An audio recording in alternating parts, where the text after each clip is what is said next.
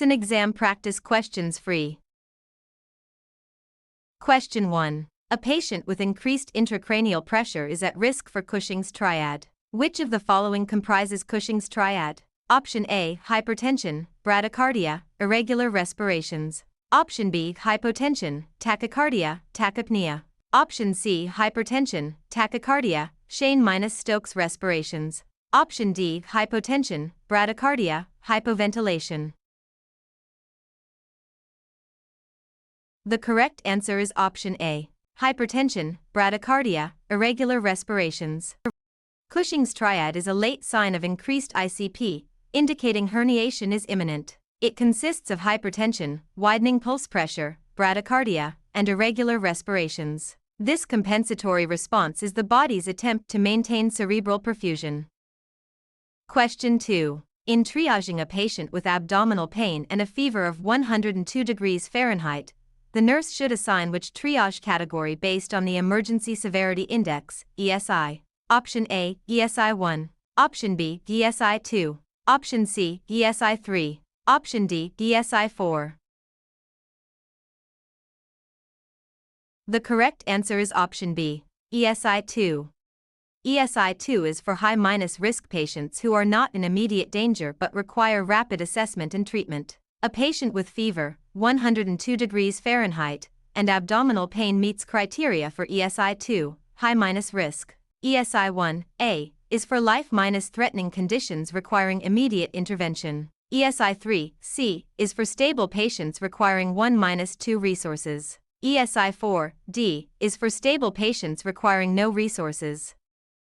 Question 3. A patient presents with heat stroke. What is the priority nursing intervention? Option A. Administer antipyretics. Option B. Rapid cooling with cold water immersion. Option C. Administer 4 fluids. Option D. Obtain a core temperature. The correct answer is option B. Rapid cooling with cold water immersion.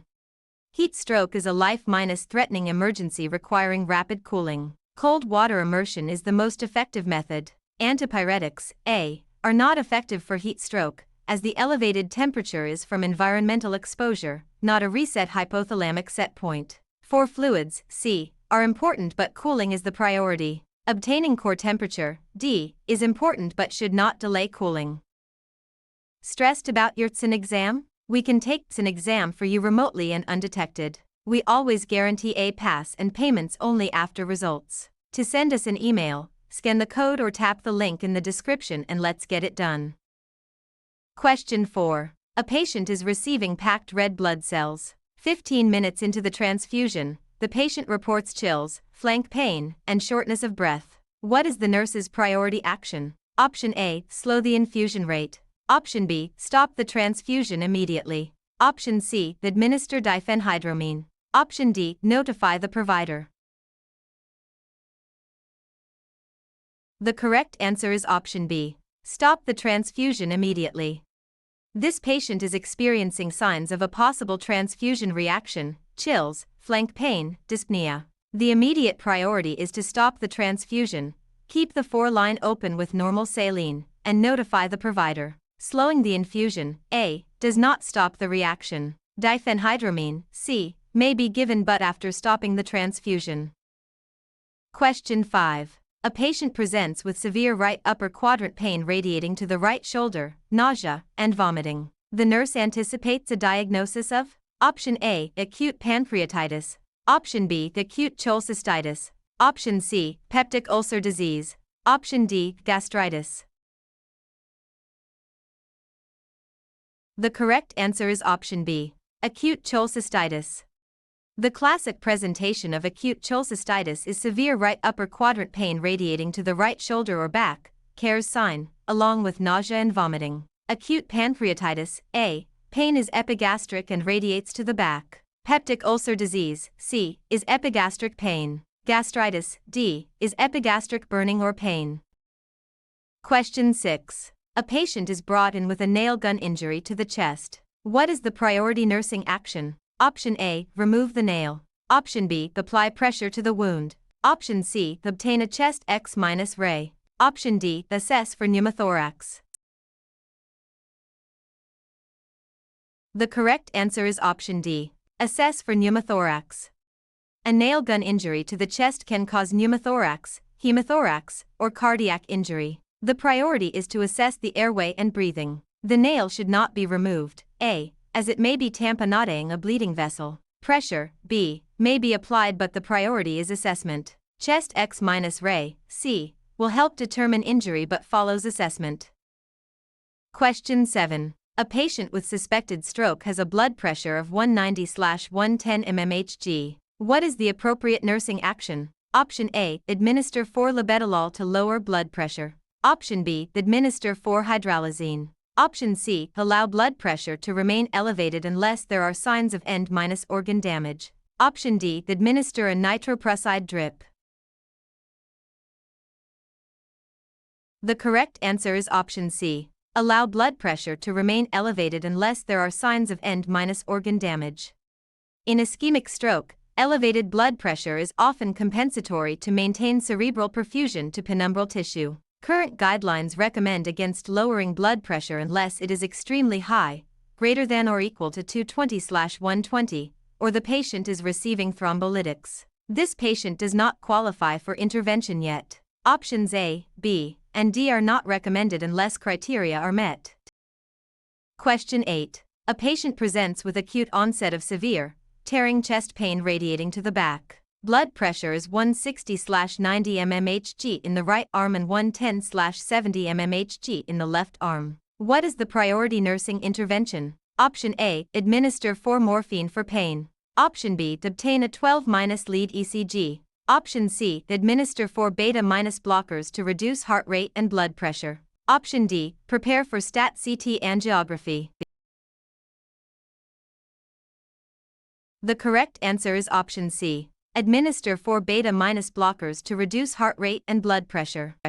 This patient's presentation, tearing chest pain radiating to the back with unequal blood pressures, is classic for acute aortic dissection. The priority medical intervention is rapid reduction of heart rate and blood pressure to decrease aortic wall stress and prevent propagation of the dissection. Beta- blockers, example esmolol, are the first line agents. While pain management, A, is important, it is secondary to hemodynamic control. ECG, B, is appropriate but does not address the life-threatening process. CT angiography, D, is diagnostic but is performed after stabilization. Are you looking for CEN Exam actual questions? Visit our website pokerexams.com to access CEN Exam study guide with actual questions and answers. Scan the QR code or click the link in the description to get CEN Exam answer key today. Question 9. A patient presents with signs of sepsis. Which of the following is the most important early intervention? Option A, administer broad-spectrum antibiotics. Option B, administer 4 fluids. Option C, obtain blood cultures. Option D, start a vasopressor. The correct answer is option C. Obtain blood cultures.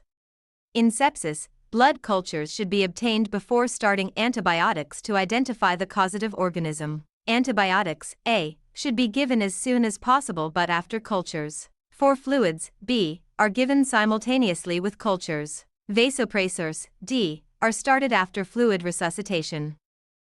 Question 10. A patient at 34 weeks gestation presents with vaginal bleeding and abdominal pain. What is the priority nursing action? Option A, assess fetal heart rate. Option B, obtain maternal vital signs. Option C, prepare for emergency delivery. Option D, perform a pelvic examination. The correct answer is option B. Obtain maternal vital signs. The ABCs and maternal stabilization are the priority. Vaginal bleeding in the 3rd trimester may be from placental abruption or placenta previa. Maternal vital signs indicate hemodynamic stability. Fetal heart rate, A, is important but secondary to maternal status. Pelvic exam, D, is contraindicated until placenta previa is ruled out. Question 11. A 12-lead ECG has been completed on a patient who presents with chest pain. The ST segment is normal. Which new finding is most critical and requires prompt intervention? Option A, left bundle branch block. Option B, right bundle branch block. Option C, peaked T waves. Option D, inverted T waves. The correct answer is option A. Left bundle branch block. New-onset left bundle branch block, LBBB, in a patient with chest pain is a critical finding that can mask acute ST-segment elevation myocardial infarction, STEMI, on ECG. The presence of new LBBB with chest pain is considered a STEMI equivalent and warrants immediate reperfusion therapy. Right bundle branch block, B, is less concerning and often benign. Peaked T waves, C, may indicate hyperkalemia but are not as immediately critical as new LBBB in this context. Inverted T waves, D, can indicate ischemia but do not necessitate the same urgent intervention as new LBBB. Question 12. A patient with cirrhosis presents with hematmesis. What is the most likely source of bleeding? Option A, peptic ulcer. Option B, esophageal varices. Option C, gastritis. Option D, a Mallory-Weiss tear. The correct answer is option B, esophageal varices. Patients with cirrhosis develop portal hypertension, leading to esophageal varices. These are fragile and prone to bleeding, causing hematmesis. While peptic ulcers, A, gastritis, C, and Mallory-Weiss tears, D, can also cause upper GI bleeding, esophageal varices are the most likely source in a patient with cirrhosis. Question 13. In a mass casualty incident, which patient would be classified as green minor, according to START triage? Option A. A patient with a fractured femur, respirations 20/min, pulse 100, able to follow commands. Option B. A patient with an open fracture of the tibia, respirations 24/min, pulse 110, able to follow commands. Option C. A patient with a sprained ankle, respirations 18/min, pulse 90, able to walk. Option D. A patient with a large scalp laceration, respirations 22/min, pulse 100, confused. The correct answer is option C. A patient with a sprained ankle, respirations 18/min, pulse 90, able to walk. In START triage, green minor, patients are those who are walking and have minor injuries. The sprained ankle patient who can walk is green. Fractures, A, B, are typically yellow delayed. Confusion, D, is a concern and may indicate need for more urgent care. Question 14. A patient presents with organophosphate poisoning. Which symptoms would the nurse expect? Option A, pinpoint pupils, bradycardia, excessive salivation. Option B, dilated pupils, tachycardia, dry skin. Option C, constricted pupils, tachycardia, dry mouth. Option D, pinpoint pupils, hypertension, excessive salivation. The correct answer is option A, pinpoint pupils, bradycardia, excessive salivation. Organophosphate poisoning causes cholinergic crisis with muscarinic effects, meiosis, pinpoint pupils, bradycardia, salivation, lacrimation, urination, defecation, and bronchospasm. Dilated pupils, B, is seen with anticholinergic poisoning. Dry mouth, C, is seen with anticholinergic poisoning. Hypertension, D, is less characteristic. Question 15. A patient with a known history of diverticulitis presents with fever and severe left lower quadrant pain. Which assessment finding is most concerning? Option A, abdominal guarding. Option B, rebound tenderness. Option C, rigid, board-like abdomen. Option D, a flatulence. The correct answer is option C, rigid, board-like abdomen. A rigid, board-like abdomen in a patient with diverticulitis suggests perforation with peritonitis, a surgical emergency. Abdominal guarding, A, and rebound tenderness, B, are also signs of peritoneal irritation but are less severe than board-like rigidity. Flatulence, D, is not concerning. Question 16. A patient with acute pancreatitis has the following labs. Which finding is most concerning? Option A, elevated serum amylase. Option B, elevated serum lipase. Option C, elevated blood glucose. Option D, decreased serum calcium. The correct answer is option D, decreased serum calcium. Hypocalcemia in acute pancreatitis is a poor prognostic sign. It occurs due to saponification of calcium with fatty acids in necrotic fat tissue. Hypocalcemia can also indicate severe pancreatitis with significant necrosis. While elevated amylase A and lipase B are diagnostic, they do not indicate severity. Elevated glucose C is common but less concerning than hypocalcemia. Question 17. A patient refuses treatment and wants to leave the ED against medical advice. What is the nurse's priority action? Option A. Let the patient leave. Option B. Notify security. Option C. Assess the patient's decision-making capacity. Option D. Restrain the patient. The correct answer is option C. Assess the patient's decision-making capacity. If a patient wants to leave AMA, the nurse must first assess whether the patient has the capacity to make informed decisions. If the patient is alert, oriented, and understands the risks, they have the right to refuse care. Notifying security, B, is only if the patient is a danger. Restraints, D, are not appropriate for a patient with capacity. Question 18. A patient presents with a jellyfish sting. Which of the following is an appropriate first-aid measure? Option A. Apply fresh water to the area. Option B. Apply vinegar to inactivate nematocysts. Option C. Apply heat to the area. Option D. Rinse with seawater and apply ice. The correct answer is option B. Apply vinegar to inactivate nematocysts. Vinegar, acetic acid, should be applied to jellyfish stings to inactivate the nematocysts and prevent further venom release. Fresh water, A, can cause nematocysts to fire. Heat, C, is sometimes used for pain relief but not for inactivation. Rinsing with seawater, D, is acceptable but vinegar is preferred. Stressed about your CEN exam? We can take CEN exam for you remotely and undetected. We always guarantee a pass and payments only after results. To send us an email, scan the code or tap the link in the description and let's get it done.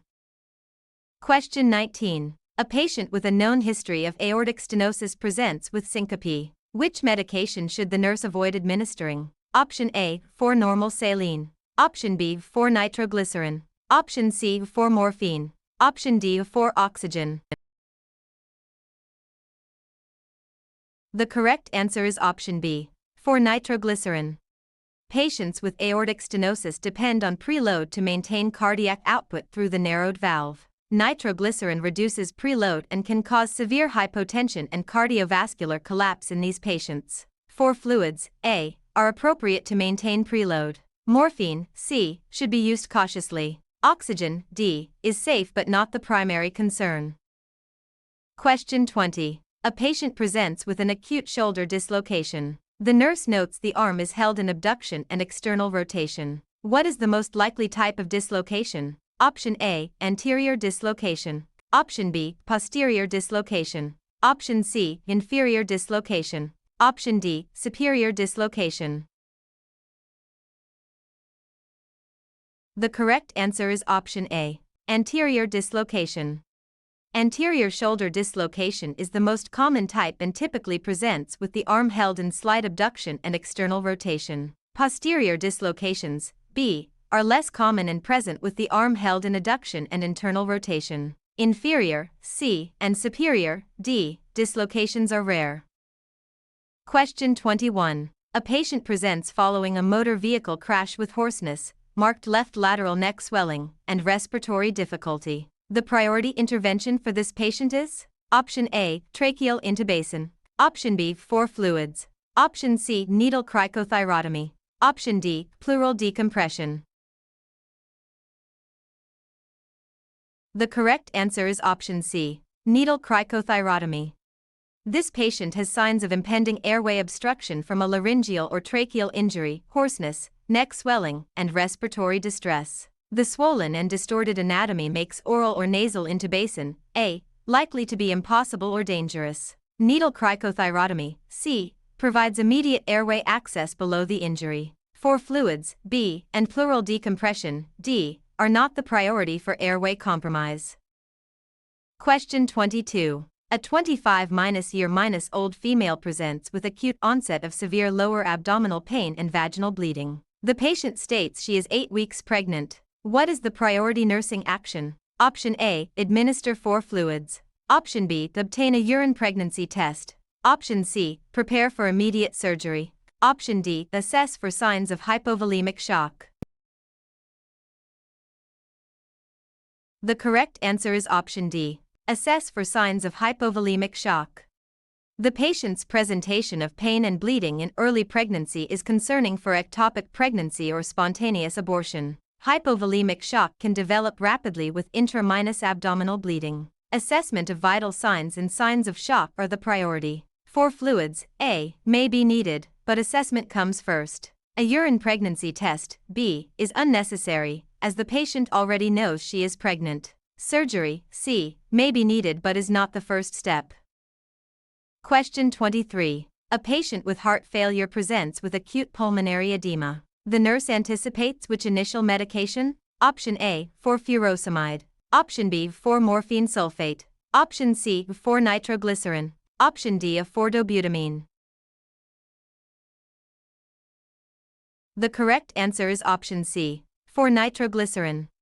For acute pulmonary edema, for nitroglycerin is often the first-line medication as it causes venous and arterial vasodilation, reducing preload and afterload, and quickly relieving symptoms. Furosemide, A, is used for diuresis but takes longer to work. Morphine, B, is used cautiously and is not typically first-line. Dobutamine, D, is for cardiogenic shock with low cardiac output. Question 24. Which nursing intervention is most important for a patient with an ING tube to low intermittent suction? Option A, change the ING tube every 24 hours. Option B, provide frequent mouth care. Option C, maintain the patient in a supine position. Option D, flush the tube every 8 hours with 50 ml of sterile water. The correct answer is option B, provide frequent mouth care. ING tube to suction can cause a dry mouth and sore throat. Frequent mouth care, including oral hygiene and moisturizing lips, is essential. The tube does not need to be changed daily. A. Supine position. C. Increases risk of aspiration. Flushing. D. Depends on hospital policy and should not use large volumes. Question 25. A patient who is intubated and mechanically ventilated has a sudden decrease in SpO2 from 95% to 85%. The ventilator alarms are sounding with high peak pressures. What is the first action? Option A, increase VO2. Option B, assess for a disconnection. Option C, manually ventilate with a bag-valve mask. Option D, suction the endotracheal tube. The correct answer is option C, manually ventilate with a bag-valve mask.